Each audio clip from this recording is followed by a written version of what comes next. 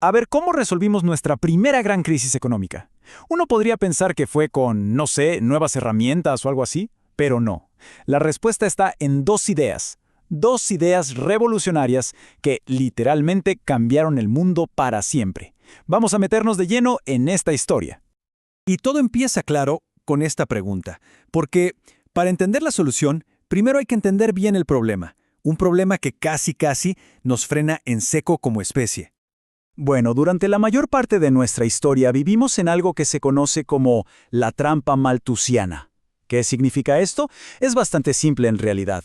Cada vez que lográbamos producir un poquito más de comida, ¡pum!, la población crecía y se comía ese extra. Así que al final siempre estábamos en el mismo punto, apenas subsistiendo. Y entonces, hace unos 11.000 años, llegamos a un número que parece pequeño hoy, pero que en ese momento era crítico: 4 millones de personas en todo el planeta. Para los cazadores-recolectores esto fue un punto de quiebre. De repente, había que esforzarse mucho más para encontrar cada vez menos comida. La calidad de vida, pues, se fue en picada. Entonces, el punto clave aquí no era solo que había mucha gente, no. El problema de fondo era el modelo de vida.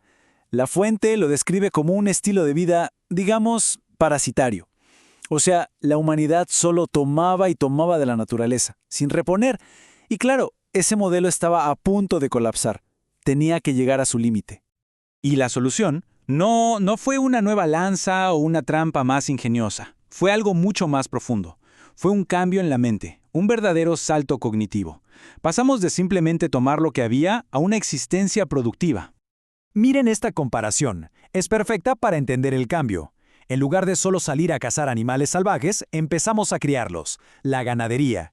En vez de depender de las plantas que encontrábamos por ahí, empezamos a cultivarlas, la agricultura. Dejamos de ser simples consumidores de lo que existía para convertirnos en productores.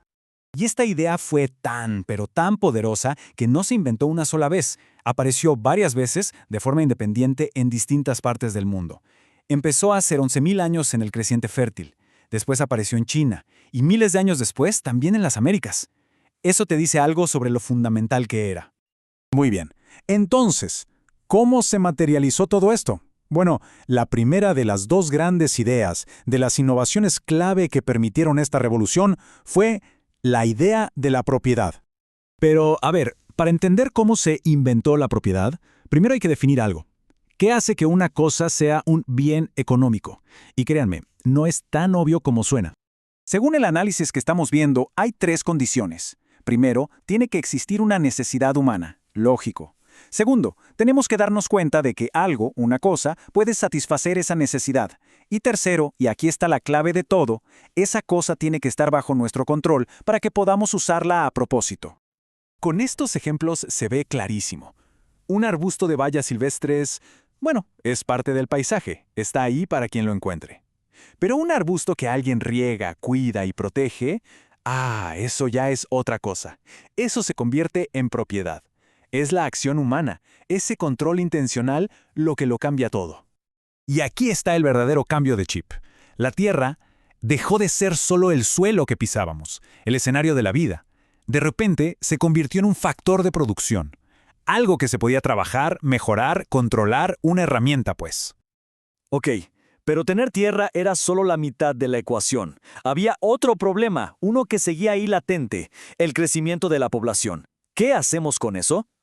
Porque, piénsenlo, si producimos más comida pero la población crece sin control, pues más bocas para alimentar, y volvemos a la misma trampa.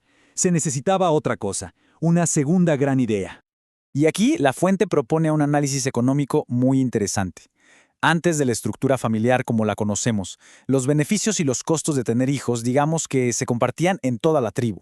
Pero con la llegada de la familia, esos costos y beneficios se internalizan. O sea, los padres asumen directamente la responsabilidad de criar a sus hijos, lo que, según este análisis, crea un incentivo natural para la moderación.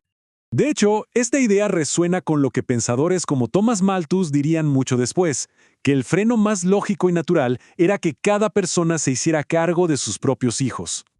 Entonces, aquí vemos cómo encajan las dos piezas. Son dos soluciones que van de la mano. Por un lado, la propiedad privada de la tierra, que permitió producir más y sostener a más gente. Y por el otro, la familia, que al privatizar los costos de la crianza, ayudó a regular el crecimiento de esa población. Una no funciona sin la otra. Bueno, ¿y cuál fue el resultado de todo esto? El impacto de estas dos invenciones fue y sigue siendo absolutamente transformador. Veamos los números porque son impresionantes.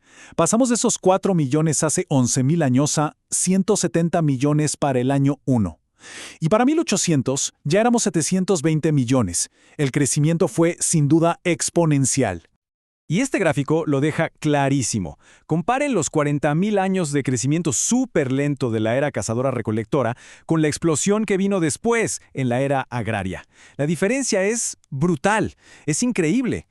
El resultado final fue una transformación completa. El estilo de vida del cazador-recolector fue básicamente desplazado, y en su lugar nació una civilización completamente nueva basada en la agricultura, en la propiedad y en la familia. El mundo como lo conocemos, en esencia, empezó a nacer ahí. Y todo esto nos deja con una pregunta final para reflexionar, ¿no? Estas soluciones, estas ideas que tienen 11.000 años, la propiedad privada y la familia, no son solo cosas de los libros de historia, son los cimientos de nuestro mundo actual. La pregunta es, ¿cómo siguen moldeando nuestra vida aquí y ahora?